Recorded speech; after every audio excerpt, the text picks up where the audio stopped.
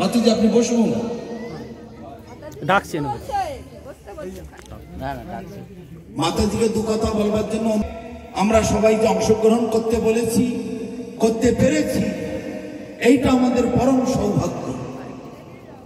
শাস্ত্রতে বলছে যদচ্যুত কথা লাভ কর্ণ পীযূষ বর্জিতম তদ্দিনং দুর্দিনং মন্যে মেঘাচ্ছন্ন দুর্দিন।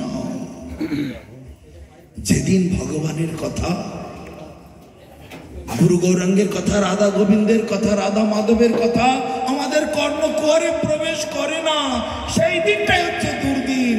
আকাশে কি মেঘ করেছে, কি বৃষ্টি হচ্ছে, কি আয়লা, সুনামি, ভূমিকম্প, করোনা ভাইরাস, কোভিড-19 যা বলুন না কেন, কোনো কিছু এখানে এক নয়া পয়সা গুরুত্ব নয়। যেদিন ভগবানের কথা আমাদের কর্ণকুহরে প্রবেশ করে না, সেই দিনটাই হলো দুর্দিন। আমরা একটু খুঁটিনাটি অসুবিধা হলেই দুর্দিন, অসহায় দিন। একটু বৃষ্টি হলে তো আর্ধেক লোক দেখাই যেত না, ঠান্ডা পড়লে তার কথাই নেই, আর্ধেক বাড়ানো লোক পেতাম না। কিন্তু এগুলো দুর্দিন নয়, কেননা দুদিনের জন্য আমরা এখানে এসেছি। এটা হলো মুসাফির খানা। মুসাফির খানা মানে কি? ওই স্টেশনের বিশ্রাম স্থল, তাকে মুসাফির খানা বলা হয়। আমরা এখানে 2-4 দিনের জন্য ওই স্টেশনের বিশ্রামখানাতে পার্মানেন্ট কাউকে থাকতে দেবে না। 1 ঘন্টা, 2 ঘন্টা, 3 ঘন্টা, যত সময় তোমার গাড়ির টাইম আছে তত সময় বসতে পারবে। তারপরে পুলিশ এসে ডান্ডা চালাবে, ওঠো ভাগো, খালি করো, তাই না? এখানটাও তাই। একদিন মাটির ভেতরে হবে ঘর, রে মন কেন বাঁধো দালান ঘর। অতএব এখানে পার্মানেন্ট কারো থাকা হচ্ছে না, হবে না, হবে না, হবে না।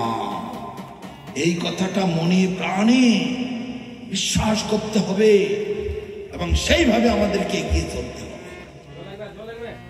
তাই যেদিন ভগবানের কথা আমার কানে প্রবেশ করবে, সাধু সঙ্গ যেদিন আমি পাবো, ভক্ত সঙ্গ যেদিন পাবো, সেই দিনটা হচ্ছে আমার কাছে মূল্যবান দিন। আর সব দিন কোনো মূল্য নেই। ওই ধর্মতলায় কি ব্রিগেড প্যারেড ময়দানে লক্ষ লক্ষ লোক দৌড়চ্ছে, লাস্টে কি পাচ্ছে? যোগ বিয়োগ গুণভাগ করে বড় একটা জিরো। সেই জিরোর পিছনে ঘুরছে দুনিয়ার সব বড় বড় হিরো। অতএব যেখানে লাভ নেই, যেখানে আমার বিন্দুমাত্র পারমার্থিক উন্নতি নেই, কল্যাণ নেই, মঙ্গল নেই, সে পথে আমরা কখনো যাই না। আমাদের মহাজনগণ কখনো সেই পথে গমন করেন। তাহলে আমরা কোথায় যাব, কিভাবে যাব? বেদ বিভিন্ন, ঋষয় বিভিন্ন, ধর্মস্য তত্ত্ব নিহিত গুহায়াম মহাজন যেন গত সপন্থা। কৃষ্ণ প্রথমে এই জ্ঞান দিয়েছিলেন ব্রহ্মাকে, ব্রহ্মা দিয়েছিলেন নারদকে, নারদ দিয়েছিলেন ব্যাসদেবকে, ব্যাসদেব দিয়েছিলেন মধ্যাচার্যকে, এবং পরম্পরা প্রাপ্ত মিমাং রাজর্ষয় বিদু। এইভাবে পারম্পর্য করবে এই জ্ঞান জগতে এসেছে। সেই জ্ঞান এখনো পর্যন্ত মহাপ্রভু ও তার গণেরা এখনো দিয়ে যাচ্ছেন। এটাই আমাদের পরম সৌভাগ্য। তাই এখানে হসপিটালের পরে আমি এই প্রথম এলাম। মিদনাপুরে অনেকবার এসেছি, অন্য অন্য জায়গায় ঘুরেছি, ময়নাতেও এসেছি, কিন্তু এই স্থলে ভক্ত করে এই প্রথম আমাকে নিয়ে আসলো। তারপরে দেখছি মাতাজি, ওনার শুভ নামটা কি আমার ঠিক জানা নেই, অপু প্রধান। যাই অপু প্রধান মাতাজি যে ম্যানেজ করছেন সুন্দরভাবেতে, আমি অত্যন্ত খুশি হলাম। অনেকগুলি ভক্তদের শ্রীমুখ দর্শন করতে তো পেলাম। আমরা জানি যার মুখে ভাই হরি কথা নাই, তার কাছে তুমি যেও না। আর যার মুখ হেরি ভুলে যাবে হরি, তার মুখবাণী যেও না। কিন্তু এখানে অনেক ভক্তদের মুখ দর্শন করতে পারছি, যাদের মুখের দিকে তাকালে দুটো হরি কথা বলতে ইচ্ছা হয়, অন্তর থেকে প্রেরণা দেয়, আরেকটু বলো, আরেকটু কীর্তন করো। সেই ধরনের মুখগুলো আমি দেখতে পাচ্ছি। আমাদের গুরুপাদ পদ্ম ভক্তিবিনোদ ঠাকুর বলেছিলেন, কি বলেছিলেন? ভক্তির অনুকূল কার্যের শিকার, ভক্তি প্রতিকূল ভাব বর্জন অঙ্গীকার। ভক্তির অনুকূল আপনারা সবাই, আপনাদের সঙ্গ করলে আমাদের সকলের কল্যাণ হবে। সবাই যদি আমরা ভক্ত সঙ্গ করি আমাদের পরম কল্যাণ হবে। তা না হলে ভক্তির প্রতিকূল বর্জন অঙ্গীকার। গ্রামাঞ্চলের মানুষেরা বলে থাকে না, সৎসঙ্গে স্বর্গবাস, অসৎ সঙ্গে সর্বনাশ। তা আপনাদের এই সঙ্গ সৎসঙ্গ বলে আমার খুব উপলব্ধি হচ্ছে। তাই আপনাদের সকলের চরণে কোটি কোটি ধন্যবাদ, প্রণাম। পতিতানাং পাবনেভ্যো বৈষ্ণবেভ্যো নমো নমঃ। এখন অপু মাতাজিকে আমি অনুরোধ করছি দু চার কথা একটু বলবার জন্য। হরে কৃষ্ণ। হরে কৃষ্ণ। প্রভু, আমি বলছি আজকে প্রতিদিন যতটুকুই পারি আমি ভাগবত পাঠ করে শোনাই, ভজন করে শোনাই, কীর্তন করে শোনাই। ওনারাও আমাদের সঙ্গে সবাই কীর্তন করে। আজকে কিন্তু প্রভু আপনার শ্রীমুখ থেকে আমরা সব কিছু শুনবো বলেই আমরা বসে প্রতীক্ষা করছিলাম। আর এটাই আমার বলার, আর কিছু নয়। আপনি ইনাদেরকে কৃষ্ণ নামে ভরিয়ে দেন, কর্ণকুটরে যেন গোটা শরীরে প্রবেশ করতে পারে কৃষ্ণ নাম। হরি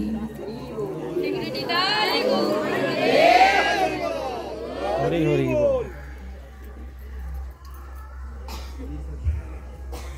প্রথমে আমার ক্ষুদ্র পরিচয়টুকু একটু দিই আপনাদের কাছে।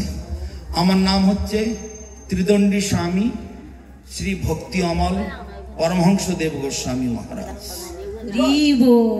আমার গুরুপাদ পদ্মের নাম জগৎগুরু ভক্তি সুন্দর গোবিন্দ দেব গোস্বামী মহারাজ। হরি তার গুরুপাদ পদ্মের নাম জগৎগুরু অনন্ত শ্রী বিভূষিত বিষ্ণুপাদ পরমহংস পরিব্রাজকাচার্য বর্জ অষ্টোত্তর শতশ্রী শ্রীমদ ভক্তি রক্ষক শ্রীধর দেব গোস্বামী মহারাজ। হরি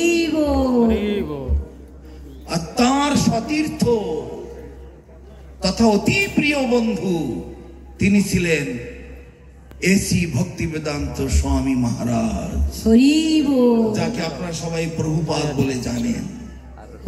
এনারা দুজনের মধ্যে অত্যন্ত প্রীতি ছিল। নবদ্বীপে আমাদের মঠ শ্রী চৈতন্য সারস্বত মঠ, কোলের ডাঙ্গা কোলের গঞ্জেতে। যখন মায়াপুরে ইস্কনের মঠ তৈরি হয়নি, প্রতিষ্ঠা হয়নি, তখন এসি ভক্তি বেদান্ত স্বামী প্রভুপাদজি আমাদের আশ্রমে। তারপরে ওখানে জায়গা কেনা হলো। জায়গা কেনার জন্য আমাদের গুরু মহারাজ ভক্তি সুন্দর গোবিন্দ দেব গোস্বামী মহারাজকে ডেকে নিয়ে গেলেন, তুমি একটু আমার সঙ্গে চলো। তুমি এই জন্য বলছো, উনি তো কাকা গুরু হন। আমার গুরু মহারাজ এসি ভক্তি বেদান্ত স্বামী, আর তার সঙ্গে তো কাকা গুরু কাকা ভাইপোর মতো সম্পর্ক হচ্ছে। ওনার বাড়ি ছিল কি সীতাকান্ত ব্যানার্জি লেন, কি জানো নম্বরটা কত, 72 নাকি 7 এরকম। শক্তিরক্ষক শ্রীধর দেব গোস্বামী মহারাজ কলকাতায় যখন যেতেন অভয় চরণ দিয়ে তার বাড়িতে থাকতেন। আর উনি যখন নবদ্বীপে আসতেন আমাদের মঠে থাকতেন। তখন মায়াপুরে ইস্কন জায়গা কেনা হয়নি, মন্দির হয়নি, কিছু হয়নি। তারপরে ধীরে ধীরে উনি বিদেশে যাওয়া আরম্ভ করলেন। বিদেশ থেকে আসা যাওয়া করতে লাগলেন। একবার করে ঘুরে আসতেন। আমাদের পরম গুরু মহারাজ ভক্তি রক্ষক শ্রীধর দেব গোস্বামী মহারাজ, ওনাকে উনি শিক্ষাগুরু বলে সম্মান দিতেন। আর ওই বিদেশ থেকে যেসব শিষ্যগুলো নিয়ে আসতেন উনি তখন বলতেন, কতগুলো র মেটেরিয়াল নিয়ে আসলাম আপনার কাছে, আপনি এদেরকে ভালো করে মানে শিখিয়ে পড়িয়ে খাঁটি সোনা বানিয়ে দিন, আপনার চরণে সব এনে দিলাম, আর আপনি আমার সঙ্গে বিদেশে চলুন। মানে আমাদের প্রতিষ্ঠাতা আচার্য ভক্তি রক্ষক শ্রীধর দেব গোস্বামী মহারাজ গুরু ভাই হন, তো সেই জন্য বলছেন আমার সঙ্গে আপনিও বিদেশে যাবেন। তো উনি তখন বলছেন, প্রভুপাদ মানে ভক্তি সিদ্ধান্ত সরস্বতী ঠাকুর আমাকে বিদেশে যাওয়ার জন্য অনেকবার বলেছিলেন, কিন্তু বিদেশিদের ওই আচরণ আমি অ্যাডজাস্ট করতে পারি না, আপনি উপযুক্ত লোক, আপনি সেটা দেখুন। প্রতিবারই আসতেন আর তার কাছে বসে কি কি প্রশ্ন হলো, কি কি কেমন প্রচার হলো, সব কিছু আদান প্রদান করতেন। এবং ঘন্টার পর ঘন্টা ওই নিয়ে হরিকথা হতো। অনেক আগে থেকে এগুলো আমি দেখতে দেখতে এসেছি।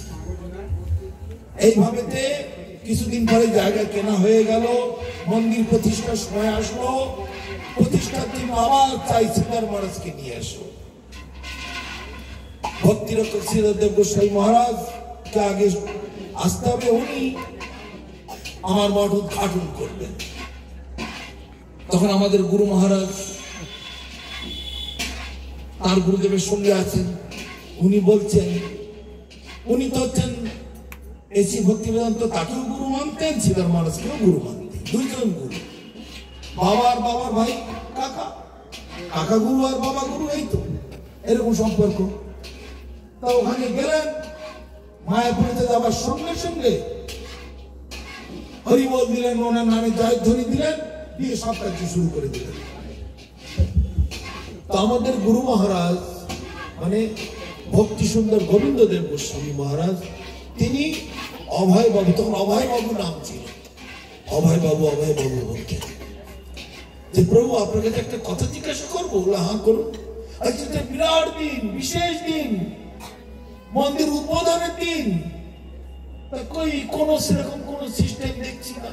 একটু যোগ্য হবে, পিঠে কাটাকাটি হবে, ফুল ছড়াবেন, কত কিছু তো এসব তো হওয়ার কথা, সেসব তো কিছুই করলেন না।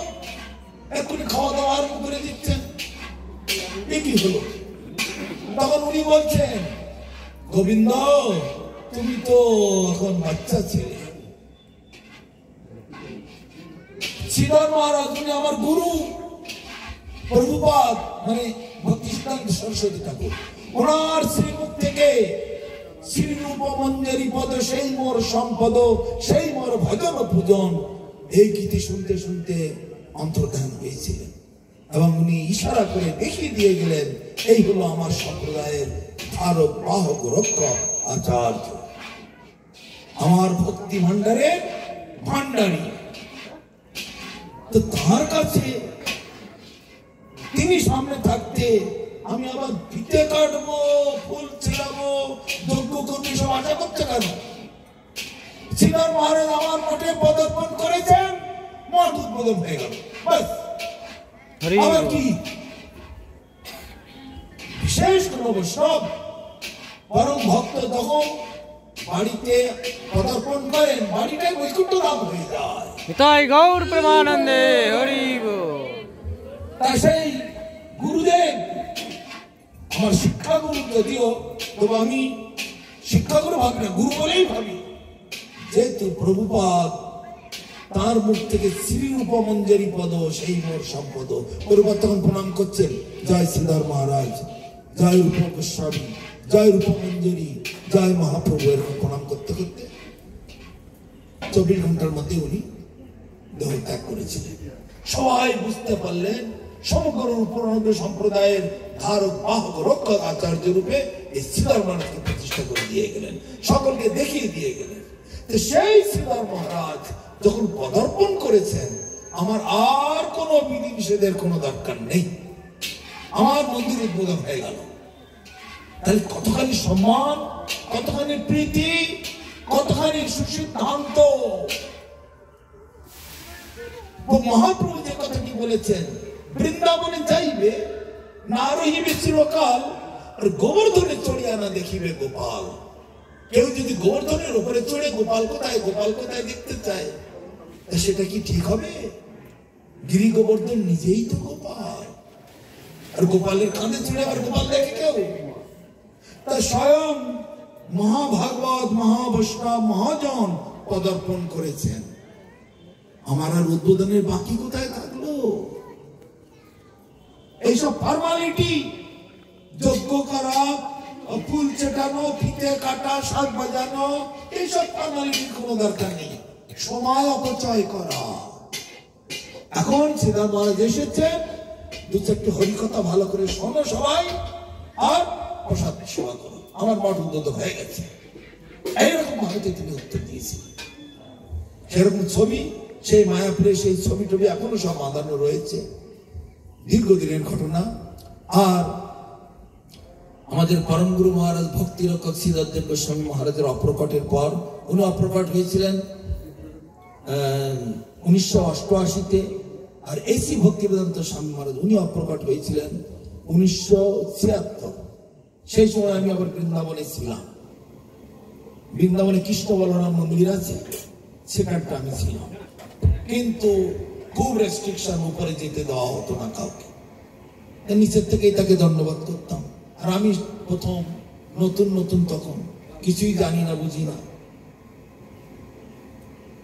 তো আমি ওনার প্রকটকালে, ওনার জীবদ্দশাতে আমি সেখানে একবার গিয়েছিলাম কৃষ্ণ বলরাম মন্দিরেতে। একবার নেই, বৃন্দাবনে তখন আমি থাকতাম 76 সাল থেকে, প্রায় দিনে যেতাম ওখানে।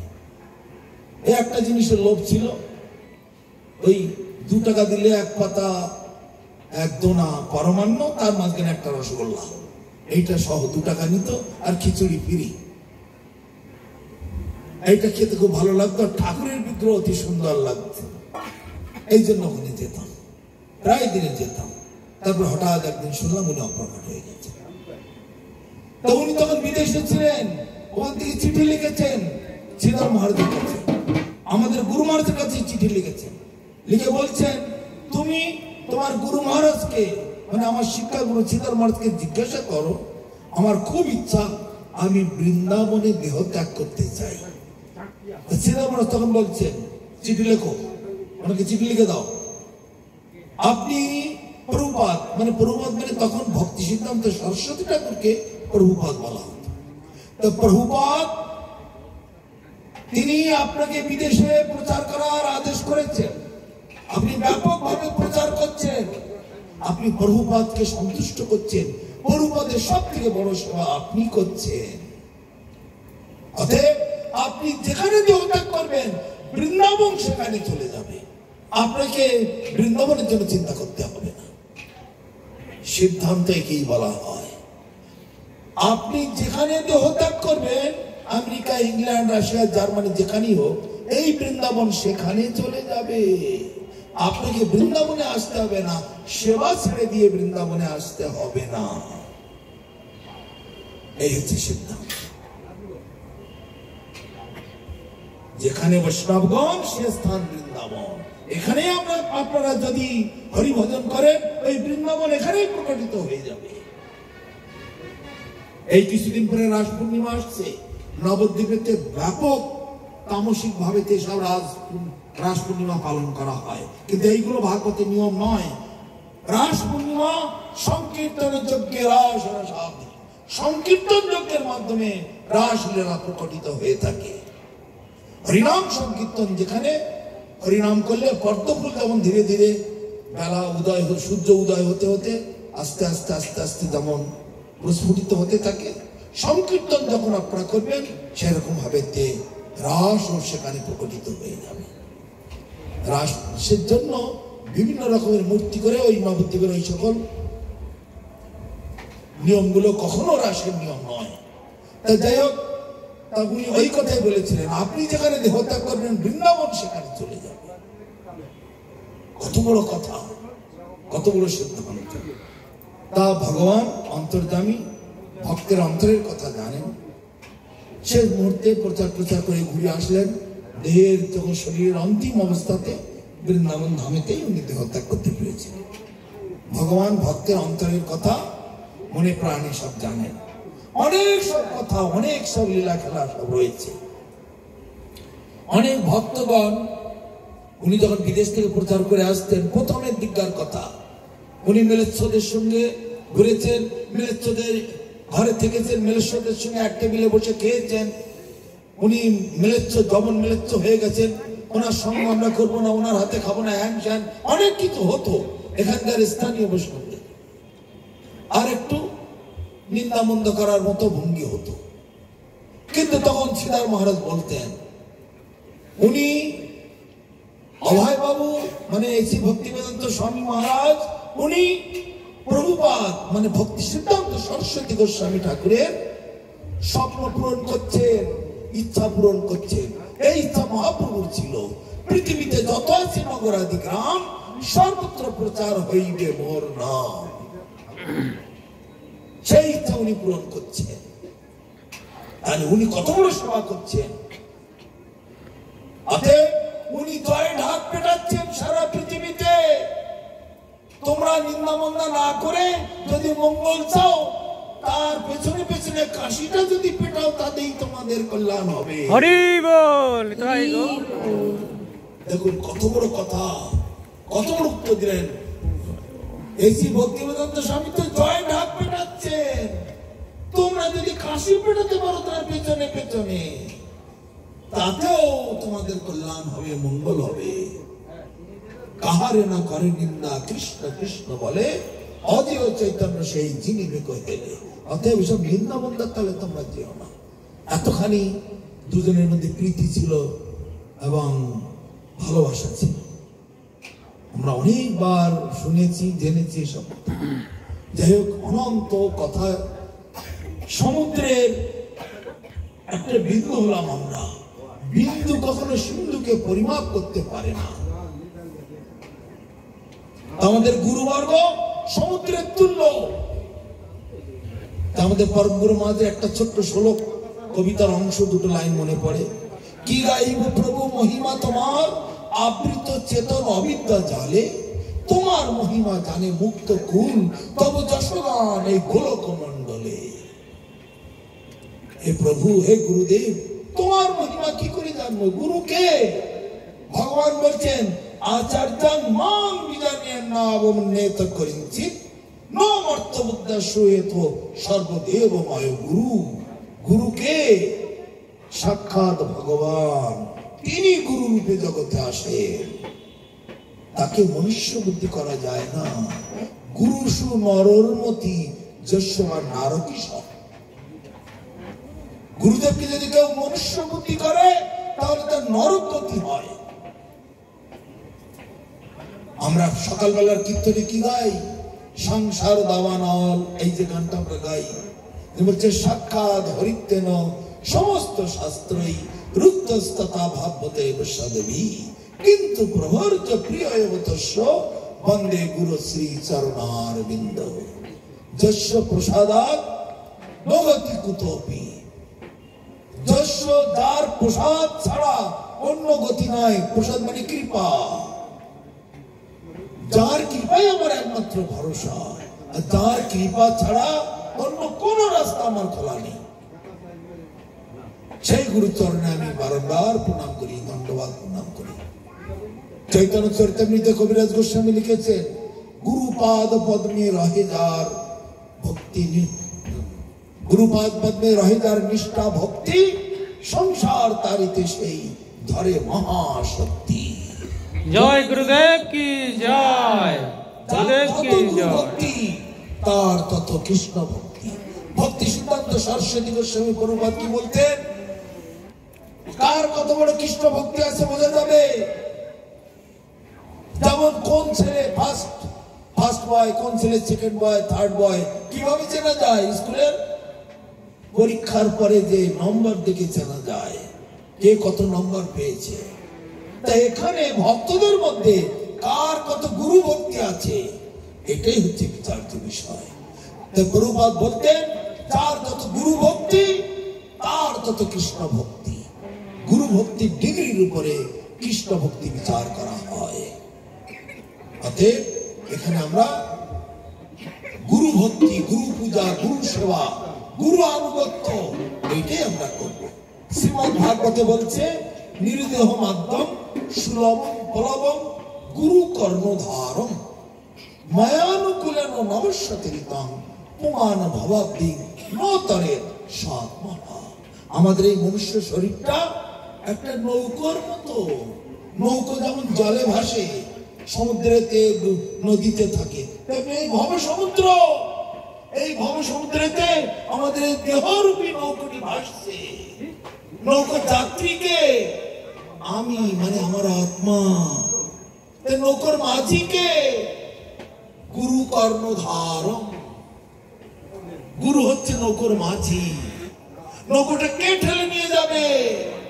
নিত্যানন্দ প্রভু মহাপ্রভু যে হরিনাম ছড়িয়েছেন সারা পৃথিবী জুড়ে, সেই হরিনামের বাতাসে ঠেলে নিয়ে চলে যাবে।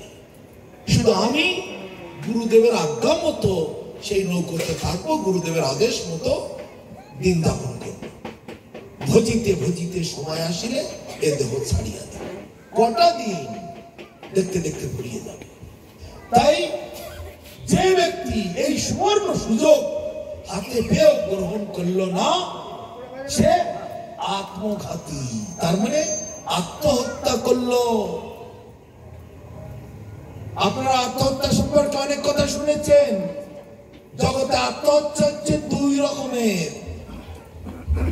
একরকম হচ্ছে যেটা আপনারা সচরাচর দেখে থাকেন, কেউ গলায় দড়ি দিল, কেউ বিষ খেলো, কেউ গায়ে তেল ঢেলে আগুন ধরিয়ে দিল, কেউ রেল লাইনে মাথা দিল, কেউ চলন্ত গাড়ির সামনে ঝাঁপিয়ে পড়লো, কেউ বিল্ডিং এর মধ্যে লাফিয়ে পড়লো। এগুলো হচ্ছে সজ্ঞানে আত্মহত্যা। আর অজ্ঞানে আত্মহত্যা এই সুবর্ণ সুযোগ হাতে পেয়েও 84 লক্ষ জন্ম পরিক্রমা করতে করতে মনুষ্য জন্মটা পাওয়া যায় বহু ভাগ্যের ফলে। এই মনুষ্য জন্ম পেয়ে হরি ভজন করলো না, গুরু আনুগত্য স্বীকার করলো না, হরিনাম করলো না, গুরু সেবা, ভক্ত সেবা, বৈষ্ণব সেবা করলো না, তারাও আত্মঘাতী। এরা অজ্ঞানে আত্মহত্যা করছে। তাহলে এদের জীবনটা কেমন হচ্ছে বিচার করে দেখুন, এদের জীবনটা কেমন। একটু বিচার করলে বুঝতে পারবে। জগতে লক্ষ লক্ষ পশু পাখি জন্মায়, তার মধ্যে মানুষও জন্মায়। পশু পাখি খায় দায় বড় হয়, মানুষও খায় দায় বড় হয়, ঠিক তো? পশু পাখিরা যৌবন কালে স্ত্রী পুরুষ মেলামেশা করে, মানুষও তাই যৌবন কাল হলে স্ত্রী পুরুষ মেলামেশা করে, তাই তো? পশু পাখিদের বাল বাচ্চা হয়, মানুষের বাল বাচ্চা হয়। পশু পাখি খায় দায় ঘুমায়, মানুষও খায় দায় ঘুমায় নাকি? পশু পাখিরা বুড়ো হয়, মানুষও বুড়ো হয়। তারপরে পশু পাখিরা মরে যায় আর মানুষ চিরদিন থাকে নাকি? চিরদিন যদি না থাকবে এত বড় বড় গাড়ি বাড়ি কেন? ভাই ভাই দুটো প্লট 1 ইঞ্চি জায়গা নিয়ে ঠেলাঠেলি মারামারি দাবটি নিয়ে বেরোচ্ছে। দোকানে মাল কিনতে গেছে, 1 টাকা 2 টাকা দর কষাকষি নিয়ে গালি গালাজ কিনতে মারামারি শুরু হয়ে যায়। তাহলে এরা চিরদিন বাঁচতে এসেছে, পশু পাখি তো মরে যায়।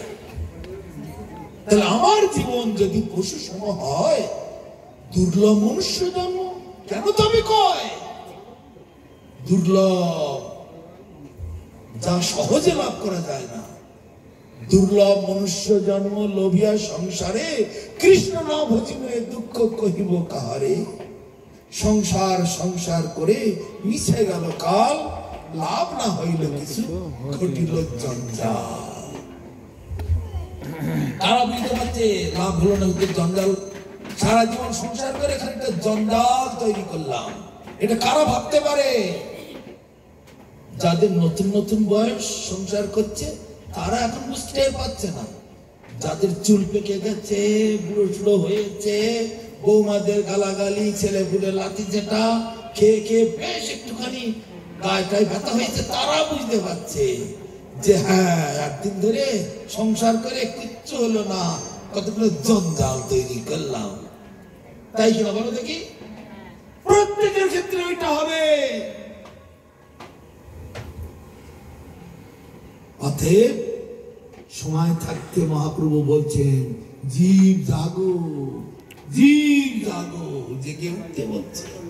কিসের জায়গা? আপনারা তো বলবেন আমরা তো জেগেই আছি, আবার কি জাগবো? গীতাতে বলছে না, এটা জায়গা নয়। যা নিশা সর্বভূতানাং তৎসঞ্জাগৃতি সংযমী তৎসঞ্জাগৃতি ভূতানি সা পশ্যত মুনে। সমস্ত জগতের কাছে যেটা দিন, সাধুদের কাছে সেটা হলো রাত। আর সমস্ত জগতের কাছে যেটা রাত্রি, সাধুদের কাছে সেটা হলো দিন। যে বিষয়ে আমরা আলোচনা করছি, এই বিষয়তে জগতের মানুষ অন্ধকার। যেমন ধরুন এই 2-3 দিন আগে বিশ্বকাপ খেলা হলো না একটা, আমি তখন এই মেদিনীপুরে ছিলাম, হলদিয়া থেকে গাড়িতে করে আসছিলাম, সেই দিনই হচ্ছিল। একেবারে মোড়ে মোড়ে বিরাট করে টিভির পর্দা লাগিয়ে দিয়েছে, দিয়ে যেন একেবারে এখানে ভাগবত হচ্ছে নাকি, দড়ি গেল দিয়ে বাবারে মহা ভাগবত হচ্ছে একেবারে। হ্যাঁ, ক্রিকেট খেলা তাই দেখবার জন্য। আমি তো ভাবলাম বোধহয় ভাগবত পাঠ হচ্ছে, শয়ে লোক বসে আছে। তারপরে ঘুরতে সব জায়গাতে মোড়ে, কিন্তু ভাগবত কথা যেখানে পড়তে বসেছি সেইখানে হাতে গুনিয়ে গোটা কয়েক লোক। আরে বাবারে, এই কলিযুগের ভাগবতের বেলায় তো বহু লোক, আর এই দাপার যুগের ভাগবতের বেলায় এই কটা লোক। তাহলে দেখুন মানুষের রুচি কোথায়।